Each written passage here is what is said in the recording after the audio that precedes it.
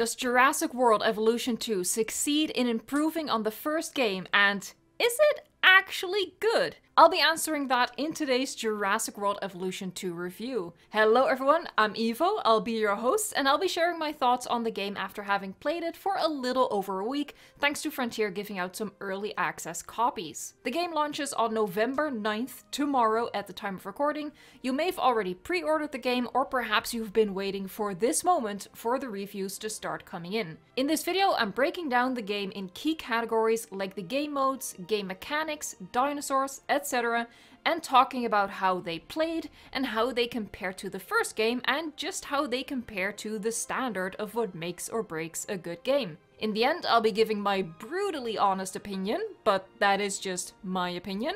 For you to be able to form your own opinion, I really suggest that you watch the review in full. If you're new to the channel and you want to see more Jurassic World Evolution 2 content in the future, please consider subscribing, because there will be a lot more.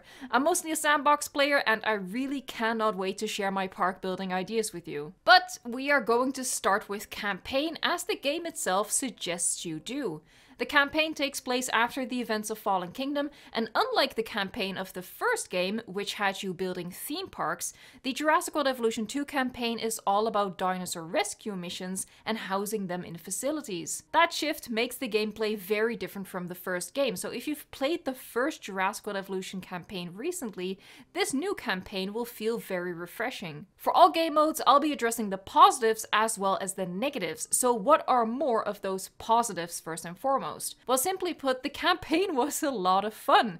It was not very challenging, but it was engaging and entertaining. It felt very addictive as I played, and I definitely did not want to stop once I started. The missions are very fast-paced and are not interrupted by irritating contracts or some, let's say, questionable suggestions like release a dinosaur on purpose so we can test our response in such an emergency. If you've played the first game, you know exactly what I'm talking about. This game doesn't make you do things that anyone with common sense wouldn't want to do. A small victory, but a victory nonetheless. Thanks to the new gameplay mechanics, which I'll talk about more later on in this video as it deserves its own section, prevents the game from grinding to a halt. Especially in combination with the fast forward function, the campaign gets rid of those lulls in the gameplay that the first game suffered from.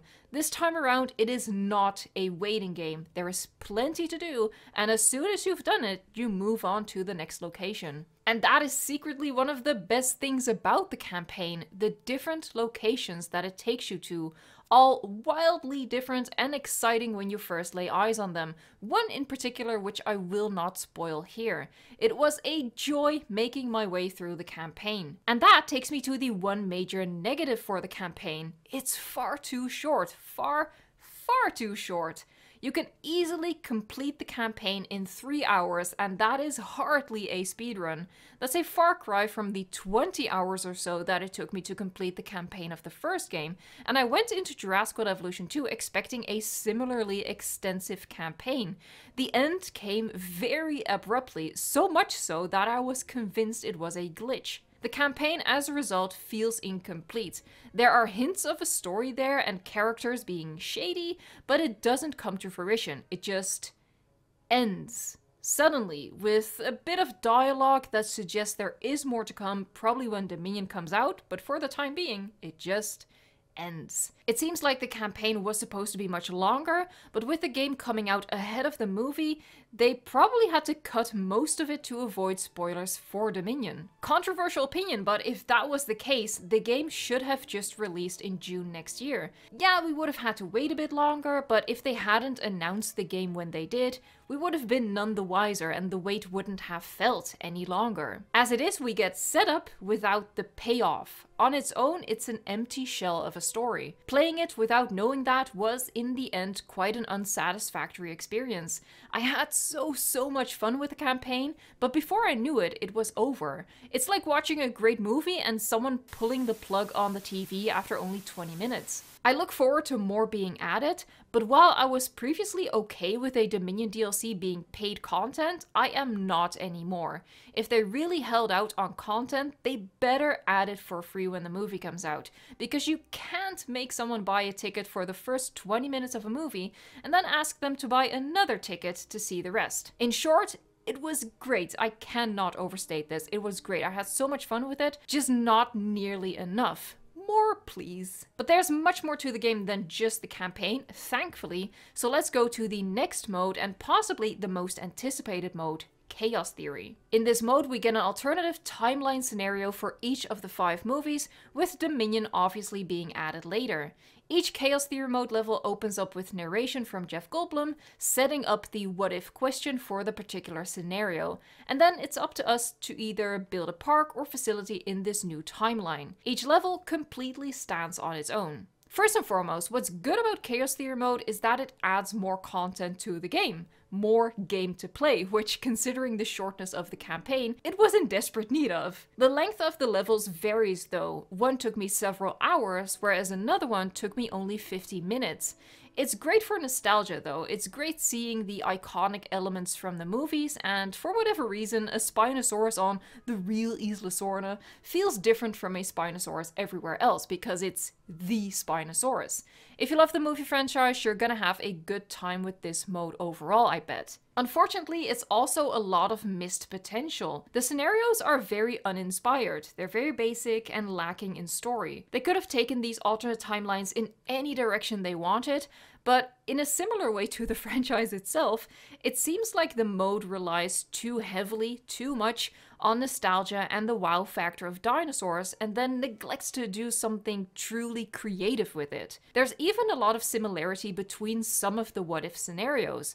For example, the scenario for Jurassic Park and Jurassic World both are essentially what if you were in charge of the park build? I suspect they might have been contractually obligated not to do too much with the story. Perhaps Universal was afraid they'd come up with something too good or something.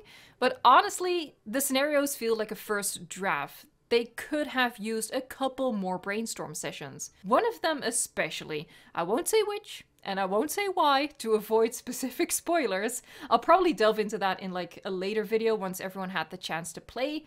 But one of the Chaos Theory modes is offensively bad. It's funny until it's over and you realize that that was it, and then it's just bad enough to make you angry. It's short, it's repetitive, and frankly put, dumb. Seriously, what it makes you do over and over and over is frustratingly pointless. In other words, one of the biggest potentials of the game is underutilized, and it's a shame. Of course, there are constraints with what kind of game this is, but it could have been better, and that is frustratingly apparent. Jurassic World Evolution 2 has 2 more game modes, both of which very similar to the first game. Challenge mode, which was added to the first game in a later update, and sandbox. Even though they are very similar, I do want to talk about them, in particular sandbox, my one true love.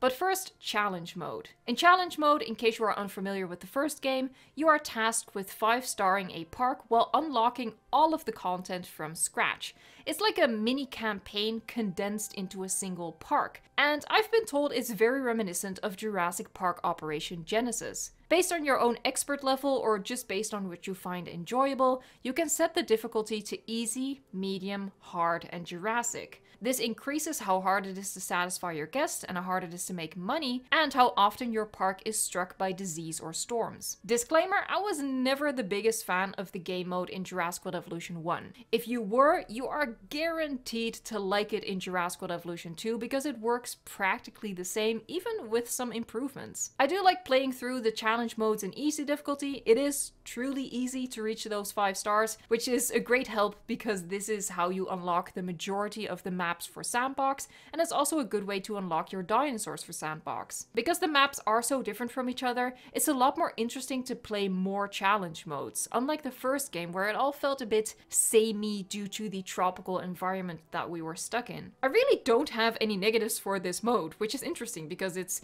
you know, historically my least favorite mode. It's just, even though it's not a game mode that I personally gravitate towards, I think it does exactly what it should, and the new biome variety and extra gameplay mechanics make it better than it was in the first game. I really think fans of challenge mode will enjoy this. The fourth and final game mode is sandbox, and it is my home away from home. For me, sandbox is the most important mode of the game, and that will play a big part in the rating I will give for the game at the end of this video. Overall, sandbox park building is pretty similar to how it was in Jurassic World Evolution 1. Also in the sense that you do first need to unlock the content in other game modes, which is, in my opinion, a little more of a grind in Jurassic World Evolution 2 than it was in the first game. In the first game, the campaign missions kept you motivated and provided distraction from what is purely a grind in the second game of unlocking, researching, digging, extracting, synthesizing, incubating, and releasing a dinosaur in order for you to unlock it for sandbox. I really got tunnel vision trying to get the 84 dinosaurs, and I realized I enjoyed the process of unlocking them a lot more in Jurassic World Evolution 1 thanks to how it was interwoven in the campaign instead of something to do after completing the objectives of your Chaos Theory or Challenge Mode parks. But that's about the unlocking, not about sandbox itself. The sandbox options are largely comparable to Jurassic World Evolution 1, giving you access to unlimited money, being able to turn off weather calamities, and even being able to switch off hunger and thirst for your dinosaurs. If you want a full breakdown of the sandbox options, you can check out my video from yesterday. Overall, sandbox is both better and worse than it was in the first game. The added decorations and building customization, which we will talk about more later on, do give a little more creative freedom, and for me personally, it is a welcome surprise how big of an impact those little things have on park design. However, if you didn't like sandbox in the first game at all, then I still doubt that those extras will be enough to sway you. You still have to really use your imagination and come up with creative ideas to make your sandbox parks unique and beautiful. A very different kind of creativity from Planet Zoo and Prehistoric Kingdom. And where are the individually placeable trees? They were in the first game, but now they're gone, and they really are needed. The path system and the terrain tools are the same as they were in the first game, so no bridges or cliffs to spruce up your sandbox parks with. Where sandbox makes a big misstep is with some baffling limitations, and not just the sorely missed no combat option in the sandbox settings, which means that your carnivores and your mean herbivores will have to be isolated, or else they'll fight, resulting in injuries that you need to look after, or death. But the biggest letdown of sandbox is that incubation still requires scientists. So you need to put down staff buildings, recruit scientists, train your scientists, and assign them. The number of scientists limits the number of dinosaurs you can incubate at a time, really slowing you down as you work to populate a big park. It's not just a case of putting down extra hatcheries, you also need extra staff centers, extra scientists, and extra training. What was a fun game mechanic in other modes to keep you occupied quickly becomes a drag and something that stands in the way between you and your dream park. And speaking of that dream park, it's going to be a challenge to fit that dream park into the provided maps. Yes, some of the maps are a bit bigger than the first game, but with 84 species, some of which requiring huge lagoons, you're going to run out of space more easily than you think. And unfortunately, none of the more unique looking maps are big. For the biggest map, you'll end up going back to the tropical environment in which we spent all of Jurassic World Evolution 1.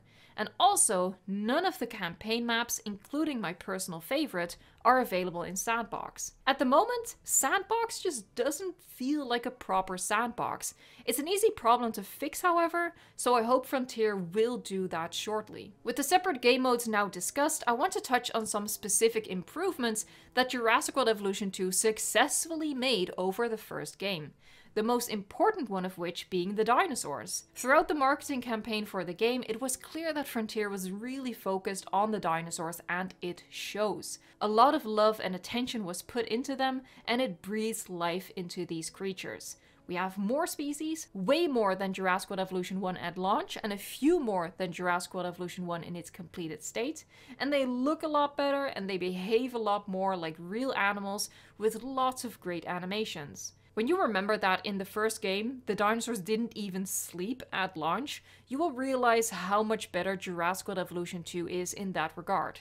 They promise us better dinosaurs and they deliver. There are no two ways about that. And the skin system adds to that, giving us more variety to make the dinosaurs look like individuals, or just to tailor them to suit our personal preference for what we want a dinosaur to look like. If you want to add color, you can, but if you are a fan of muted tones, there's lots of variety in that too. Although the lack of skin previews makes it an unnecessary challenge to figure out which combinations are going to look good. It had to be said. On top of dinosaurs, we're also getting flying and marine reptiles in the aviaries and lagoons. Two things we've wanted since 2018. While the lagoons are a little flat, I can't deny that I love having those marine creatures in my parks. I just love looking at them. The aviaries are a little better, giving us the option to terraform the interior, and the fact that the pterosaurs can escape and interact with the park at large. We have been starved for decorations, and we finally got them. It's not much, but it makes a big difference in my opinion, and it's great that they can be placed on the path. I do really hope they will add more though, and some bigger things like fountains as a centerpiece for your public squares. Another great addition is the building customization. If you take the time and care, you can make each main street feel unique while having a much lower gaming threshold than modular building, which can be quite daunting. Second only to the dinosaurs, in my opinion, the biome variety is one of the best improvements that they made. We have 5 different biomes to choose from. While taiga and alpine still feel very similar to me, within the 5 there is enough variation to excite you as you go from one park to the next.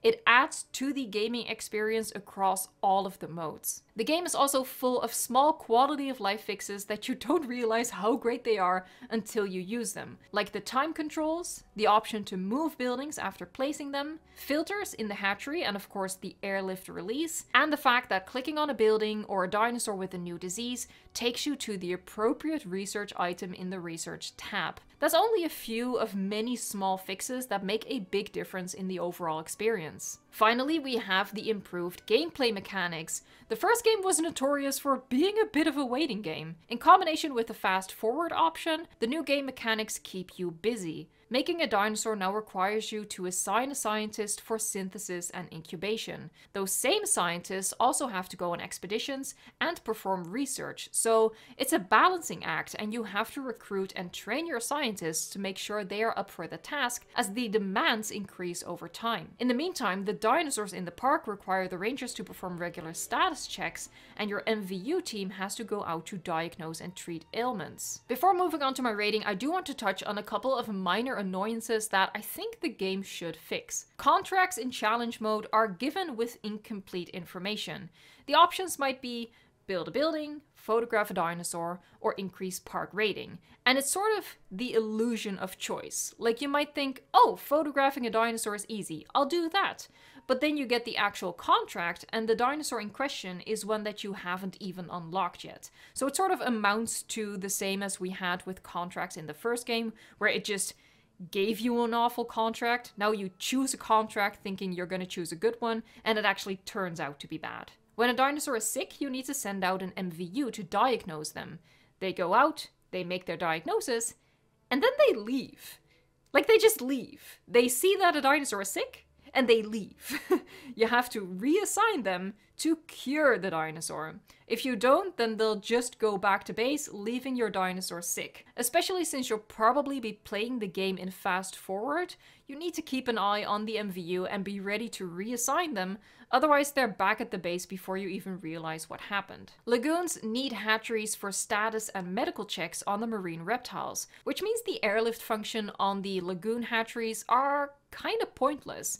Each lagoon needs a hatchery anyway. It would be better if there was a small separate building that launches the drones necessary for those checks. The information on the dinosaur socials in their UI is incomplete. You might even say it's kind of misleading. Even though a species is not mentioned as a dislike for another species, there can still be cohabitation issues which you won't figure out until you put them together and the issue arises. And even if a species is listed as a like, doesn't necessarily mean they can live together. They might just like them as a snack. For example, the raptors like Compsognathus, so I thought, oh, well, then I guess that the compies are too small for the raptors to hunt or something. Maybe they just didn't make an animation for that. Okay, cool. So I put the compies in with the raptors. My raptors were well fed that day. There are more little things that I found personally annoying, like the common cold. You'll see, trust me, you'll see. But that is a personal preference, not necessarily something that I feel they should fix. The following conclusion about Jurassic World Evolution 2 is based on my personal opinion. It's based on my likes and dislikes, which might be very different from yours. So don't just look at a rating and make your judgment off that. Look at the review overall and decide for yourself based on your likes and dislikes whether this is the right game for you. Okay? Okay. Is it better than Jurassic World Evolution 1 was at launch? Yes, definitely. Is it better than Jurassic World Evolution 1 is in its completed state? It's a bit of a give and take. Most things are better, make no mistake about it, but some big things are a little worse. For example, the campaign was a lot of fun, but 3 hours of fun does not live up to the fun I personally had with the campaign of the first game, in spite of its flaws. And decorations are great, but they don't make up for the fact that building a sandbox park requires me micromanaging a ton of scientists, when all I really want to be doing is building a park. With the way it is now, I'm going to rate it a 7 out of 10. Pause for shock. I'm deducting mostly for the following big things. Incomplete campaign. Not only is it short, but it feels genuinely incomplete. Uninspired Chaos Theory mode, since in terms of gameplay content, it is replacing the time you'd spent in campaign.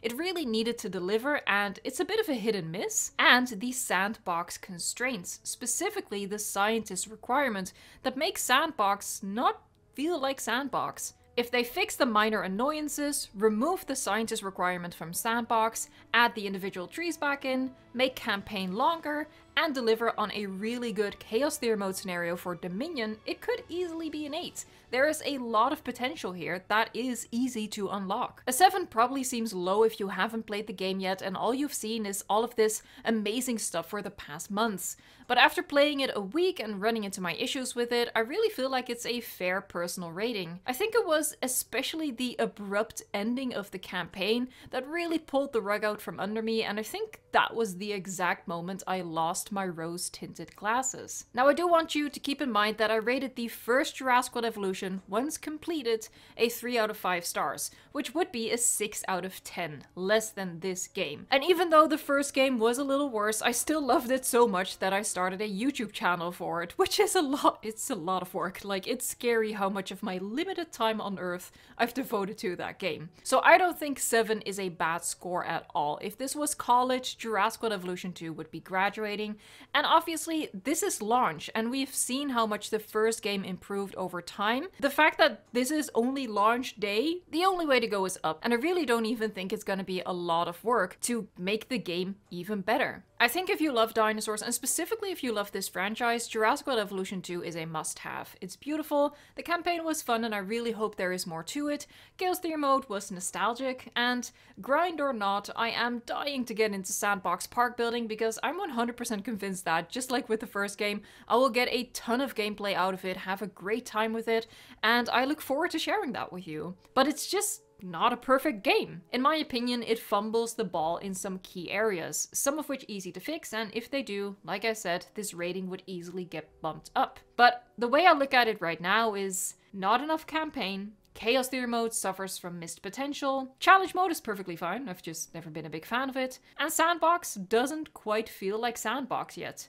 For sandbox players like myself, it's a lot of work to get to something that, at the moment, requires even more work. What saves the game are the exquisite dinosaurs, the beautiful and varied environments, the fact that what little we got from the campaign was very enjoyable, the gameplay mechanics that are more engaging, and the fun additions like lagoons, aviaries, decorations, and some top-tier rotatable rocks. That concludes my very extensive review for this game. I hope it was helpful to you. If you're still on the fence, I'd say risk some story spoilers and check out more content so you get an even better idea of what the game is like. And if you're on board, then I hope you'll join me for future videos, and don't forget to subscribe. Thank you so much for watching, liking, subscribing, and until next time, Enjoy the game!